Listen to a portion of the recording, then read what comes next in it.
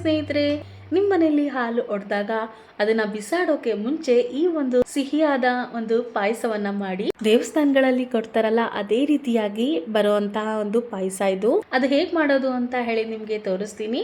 ಅದಕ್ಕೂ ಮುಂಚೆ ನಮ್ಮ ಚಾನಲ್ಗೆ ಹೊಸದಾಗಿ ಬಂದು ಈ ವಿಡಿಯೋ ನೋಡ್ತಾ ಇದ್ರೆ ಖಂಡಿತ ನಮ್ಮ ಚಾನಲ್ಗೆ ಸಬ್ಸ್ಕ್ರೈಬ್ ಆಗಿ, ಹಾಗೆ ಪಕ್ಕದಲ್ಲೇ ಕಾಣೋ ಬೆಲ್ ಐಕಾನ್ ಪ್ರೆಸ್ ಮಾಡ್ಕೊಳ್ಳೋದನ್ನ ಮರಿಬೇಡಿ. ನಾನಿಲ್ಲಿ ಹೊಡೆದಿರೋಂತಹ ಹಾಲನ್ನ ತಗೊಂಡಿದ್ದೀನಿ.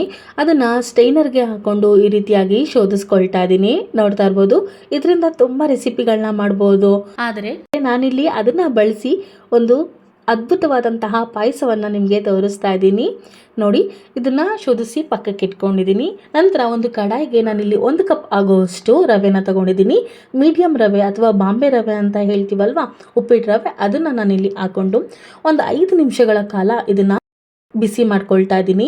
ಕಲರ್ ಏನು ಚೇಂಜ್ ಆಗೋವರೆಗೂ ಅದನ್ನ ಮಾಡ್ಕೊಂಡ್ರೆ ಸಾಕಾಗುತ್ತೆ.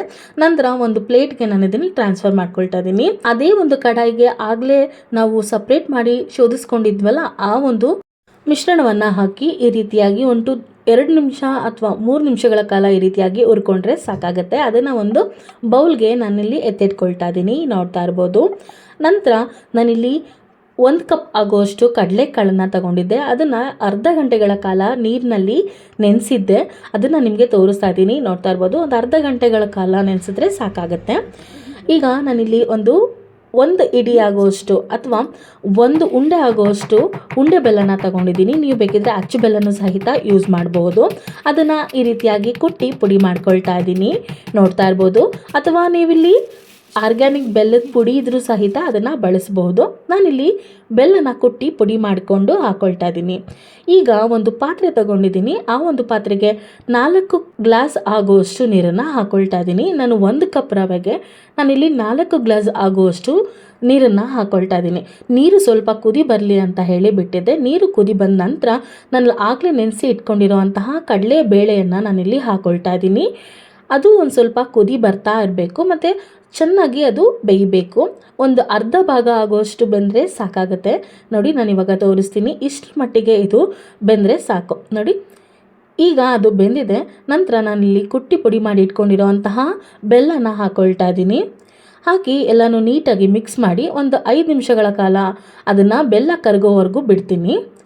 ಬೆಲ್ಲ ಕರಗಿದ ನಂತರ ಅದಕ್ಕೆ ಇನ್ನೂ 1 ಗ್ಲಾಸ್ ಆಗುವಷ್ಟು ನೀರನ್ನು ಹಾಕೊಳ್ತಾ ಇದ್ದೀನಿ. ಒಟ್ಟಾರೆಯಾಗಿ ನಾನು 5 ಗ್ಲಾಸ್ ಆಗುವಷ್ಟು ನೀರನ್ನು ಇಲ್ಲಿ ಬಳಸಿದ್ದೀನಿ. ನೋಡ್ತಾ ಇರ್ಬೋದು ಎಷ್ಟು ಚೆನ್ನಾಗಿ ಕುದಿ ಬರ್ತಾ ಇದೆ. ಈಗ ಬೆಲ್ಲ ಕೂಡ ಕರಗಿದೆ. ನೋಡಿ ಎಷ್ಟು ಚೆನ್ನಾಗಿ ಬೆಲ್ಲ ಕೂಡ ಕರಗಿದೆ. ನಂತರ ಇದಕ್ಕೆ ಆಗಲೇ ರವೆನ ಹುರಿದಿಟ್ಕೊಂಡಿದ್ವಲ್ಲ, ಆ ಒಂದು ರವೆನ ಹಾಕೊಳ್ತಾ ಇದ್ದೀನಿ. ರವೆ ಹಾಕಿದ ನಂತರ ಎಲ್ಲನೂ ಮಿಕ್ಸ್ ಮಾಡ್ಕೊಳ್ತಾ ಇದ್ದೀನಿ. ನೋಡ್ತಾ ಇರ್ಬೋದು, ಅದು ಗಂಟು ಆಗಬಾರ್ದು ಅಂತ ಹೇಳಿ ಈ ರೀತಿಯಾಗಿ ತಿರುವ್ಕೊಳ್ತಾ ಇದ್ದೀನಿ. ಅದನ್ನ ತಿರುವದೇ ಇದ್ರೆ ಗಂಟು ಆಗೋ ಚಾನ್ಸಸ್ ಇರುತ್ತೆ. ಹಾಗಾಗಿ ಮತ್ತೆ ಆಗ್ಲೇ ರೋಸ್ಟ್ ಮಾಡಿ ಇಟ್ಕೊಂಡಿದ್ನಲ್ಲ, ಒಡೆದ ಹಾಲಿನ ಮಿಶ್ರಣವನ್ನು ಸಹಿತ ಹಾಕೊಂಡು ನೀಟಾಗಿ ಎಲ್ಲಾನು ಮಿಕ್ಸ್ ಮಾಡ್ಕೊಳ್ತಾ ಇದ್ದೀನಿ. ನೋಡ್ತಾ ಇರ್ಬೋದು, ಇದು ಇಲ್ಲ ಅಂತ ಹೇಳಿದ್ರು ಕೂಡ ಈ ಒಂದು ಪಾಯಸನ ಮಾಡ್ಬೋದು, ಚೆನ್ನಾಗಿರುತ್ತೆ. ಆದರೆ ಈ ರೀತಿಯಾಗಿ ಹಾಲು ಒಡೆದಾಗ ಅದನ್ನು ವೇಸ್ಟ್ ಮಾಡ್ದೇನೆ ಈ ಒಂದು ಅದ್ಭುತವಾದಂತಹ ಪಾಯಸನ ಮಾಡಿ ನೋಡಿ, ತುಂಬ ರುಚಿಯಾಗಿ ಬರುತ್ತೆ. ಈಗ ಅದನ್ನು ಕುದಿಯೋದಕ್ಕೆ ಅಂತ ಹೇಳಿಬಿಟ್ಟು ಸ್ವಲ್ಪ ಕುದಿ ಬಂದ ನಂತರ ನಾನಿಲ್ಲಿ ಏಲಕ್ಕಿ ಪುಡಿನ ಹಾಕೊಳ್ತಾ ಇದ್ದೀನಿ.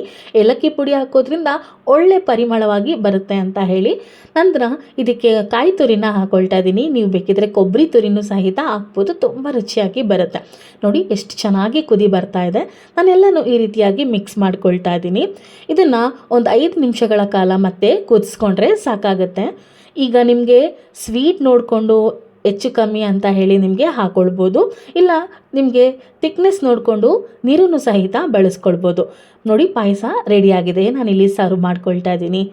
ದೇವಸ್ಥಾನಗಳಲ್ಲಿ ಅಥವಾ ಧರ್ಮಕ್ಷೇತ್ರಗಳಲ್ಲಿ ಈ ರೀತಿಯಾಗಿ ಪಾಯಸನ ನಮಗೆ ಊಟಕ್ಕೆ ಮುಂಚೆ ಅನ್ನ ಸಾರು ಜೊತೆಲಿ ಕೊಡ್ತಾರೆ. ಯಾರೆಲ್ಲ ಈ ಪಾಯಸನ ಕುಡ್ದಿದ್ದೀರೋ ಕಮೆಂಟ್ ಸೆಕ್ಷನಲ್ಲಿ ಕಮೆಂಟ್ ಹಾಕಿ. ಇದ್ರ ಜೊತೆಲಿ ಸಿಹಿ ಬೂಂದಿ ಇದ್ರಂತೂ ಇದ್ರದ್ದು ಕಾಂಬಿನೇಷನ್ಗೆ ಇನ್ನೂ ಚೆನ್ನಾಗಿರುತ್ತೆ. ನೋಡ್ತಾ ಇದ್ರೇ ತಿನ್ನಬೇಕು ಅಂತ ಅನಿಸೋಷ್ಟು ರುಚಿಯಾಗಿ ಬರುತ್ತೆ. ಈ ಒಂದು ವಿಡಿಯೋ ನಿಮಗೆಲ್ಲ ಹೆಲ್ಪ್ಫುಲ್ ಅಂತ ಹೇಳಿ ಅನಿಸಿದ್ರೆ ಖಂಡಿತ ಲೈಕ್ ಮಾಡಿ. ನಿಮ್ಮ ಫ್ರೆಂಡ್ಸ್ ಫ್ಯಾಮಿಲಿ ಮೆಂಬರ್ಸ್ಗೆ ಆದಷ್ಟು ವಿಡಿಯೋನ ಶೇರ್ ಮಾಡಿ. ನೀವು ಕೂಡ ಒಮ್ಮೆ ಟ್ರೈ ಮಾಡಿ ಹೇಗೆ ಬಂತು ಅಂತ ಹೇಳಿ ನನಗೆ ತಿಳಿಸಿ. Thank you for watching.